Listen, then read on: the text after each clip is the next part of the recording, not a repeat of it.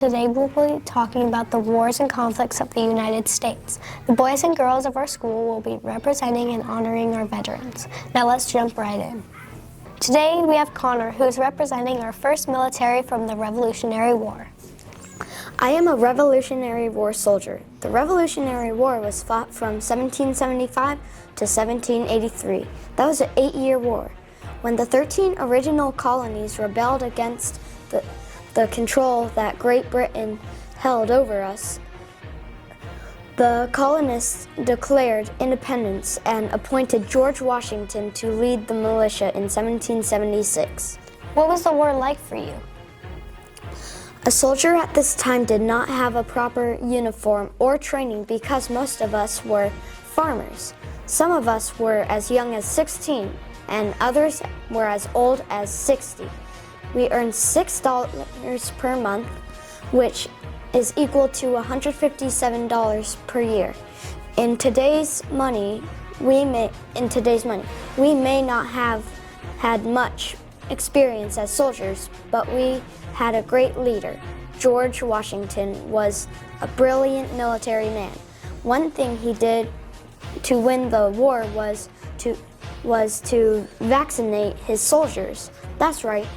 He infected his troops against smallpox by putting a bit of the infection into each of his men through a small cut. The stroke of genius is likely one of the reasons we won the war, and you enjoy the freedoms you have today. Thank you, Connor.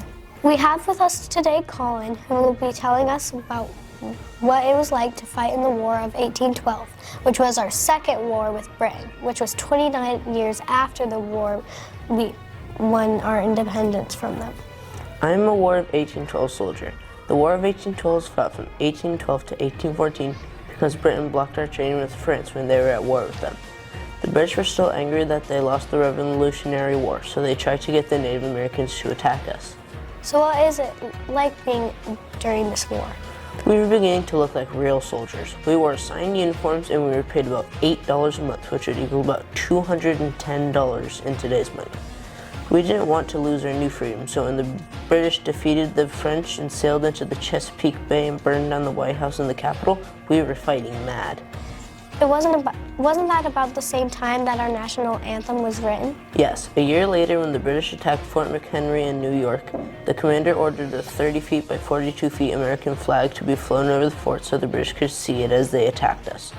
This was as wide as your classrooms and halfway into the next door classroom. Francis Scott Key was an American stuck on a British ship during the attack. All night long, he watched our flag waving proudly through enemy rockets firing and bombs blasting light up the sky. That is when we wrote our national anthem, the Star-Spangled Banner, fostering a spirit of patriotism and national pride in our new independent country. Thank you for sharing that with us. With me are two siblings, Camden, who is representing the Union, and Charlotte, who is representing the Confederacy, who are going to tell us about the war that killed more Americans than any other. This is the Civil War. We are Civil War soldiers. The Civil War fought between the northern states and the southern states. This was the only war fought on American soil between American soldiers. Oftentimes, it was a father fighting his son, a brother fighting his brother, or in our case, a brother fighting his sister. Union soldiers in the North believed they were fighting to protect their sovereignty of our new nation. Confederate soldiers in the South believed they were fighting to protect their livelihood and their right to remain and own slaves. I understand that there were even young children fighting in this war. Is that true? Most of the Confederate and Union soldiers were 18 to 30-year-old men. However, there were some as young as 8 years old. He was a drummer boy. We were not professionally trained soldiers. We wore poorly fitted clothing, ate salted meats and bread, and carried a musket or handgun for battle. We were paid $11 to $13 a month and often didn't receive a paycheck for several months at a time. Life was not easy for a soldier during the Civil War. but we fought for what we believed in and forged a new foundation in this great country. So how did it finally end? When the Civil War ended, President Abraham Lincoln did something that no one expected. They all thought that he would have a party to celebrate that the Union won. Instead, he was heartbroken at how many of my Americans, North and South, had died. He asked his band to play the song Dixie, which was the marching song of the South, who had just lost. President Abraham Lincoln welcomed them back into the country and declared that slavery was now illegal in the United States. Representing World War I, also known as the Great War, we have Dino. I am a World War I soldier. World War I was fought on European soil between 1914 and 1918. We had to complete 3 months of basic training to build up our physical fitness and confidence, instill discipline and obedience, and teach us fundamental military skills. We were paid $30 a month, which was equal to about $558 a month today. How did World War I even start? It started in Europe after the assassination of a leader. U.S. soldiers got involved in German warships and attacked and sank several unarmed American and European ships in war-zone waters. We're a new breed of soldier now. The fighting was done in the trenches of Europe. A new weapon called mustard gas was used to kill people who breathed it. So I understand that people needed to use gas masks to not die from the mustard gas. What about the horses? Believe it or not, we even had masks that were designed for our horses on the battlefield. It was a brutal, bloody war which finally ended with Germany defeated. Because of the conditions of the peace treaty, Germany was very hot, very angry at how they were being treated. This would eventually lead to World War II. Thank you for telling us about World War II. We have here today Naomi and Taylor representing the Second World War. I am a World War II soldier. World War II was fought from 1939 to 1945. I made about $50 a month, or $676 in today's money. The United States stayed out of the war until the Japanese attacked our military base at Pearl Harbor, Hawaii on December 7, 1941. We were fighting both the Japanese and the Germans.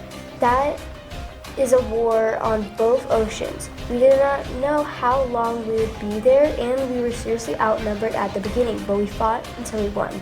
I understand that there were not many people colored allowed to fight. Is that true? At this time in history, black men could not be combat soldiers. One black sailor was a cook on a ship at Pearl Harbor. When his ship was attacked, he started firing the anti-aircraft guns at the Japanese planes, even though he had never been trained how to do it. His name was Dory Mill, and he was the first black man to ever get the Navy's Silver Star. Later, there were black pilots who were only allowed to transport our planes overseas to the military. These black pilots, known as the Tuskegee Airmen, became the best escorts a bomb pilot could want because the bombs had no guns aboard. These Tuskegee Airmen would not leave the side of their assigned plane. I heard that there were some horrible things that happened to the people in the Nazi death camps. What do you know about that?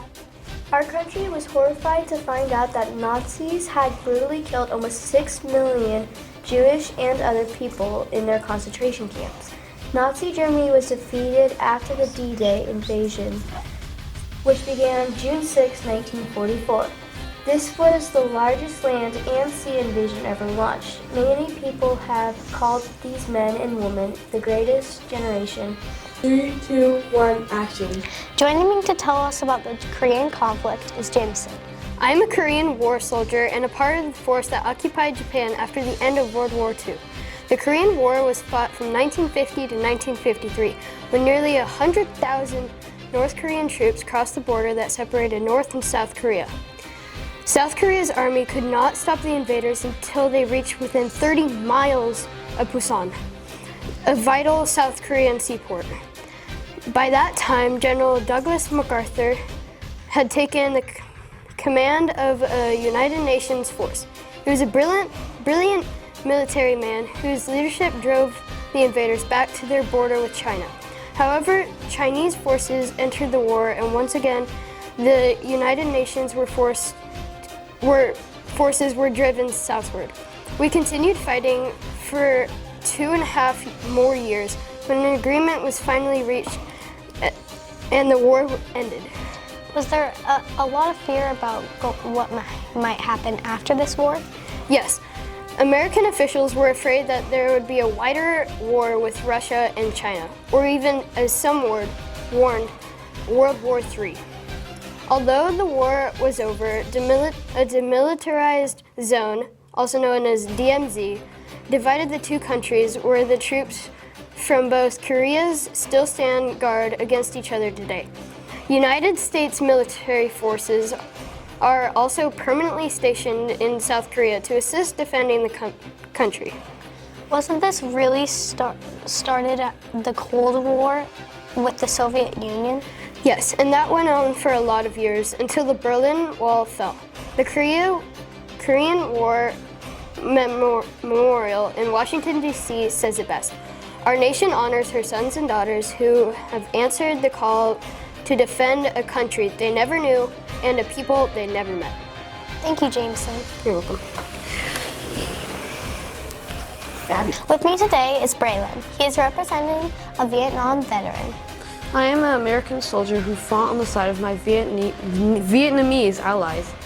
In 1955, 1 year after Vietnam got independence from France, the country was split into two countries, the communist North and the anti-communist South. We have Adri representing our Persian Gulf and War on Terror soldier. I'm a Persian Gulf and War on Terror soldier. We first got involved in the Middle East when Saddam Hussein invaded his neighboring country of Kuwait, after killing a lot of his own people in Iraq after 100 days of air bombing. The United States won the ground war against him in only 100 hours. When he left Kuwait, he and his troops set all the oil wells on fire and left booby traps to explode on children. Saddam Hussein was eventually found guilty by his own people and hanged for his crimes. Sounds like he deserved it. So why did he still have troops in the Middle East? I also represent the War on Terror soldiers serving in Afghanistan, Saudi Arabia, and Turkey. This war began after a terrorist group called Al-Qaeda sent passenger planes to our Twin Towers in New York City, our Pentagon in Washington, D.C., and a field in Pennsylvania. We knew that this was a different kind of war fought against a group of people who did not have a set country. This group has split into other terrorist groups such as ISIS. The United States and their allies are still hunting them down and stopping them before they do any more damage in our world. Thank you, Adri. Thank you for watching 6th grade presentation honoring veterans around all the U.S.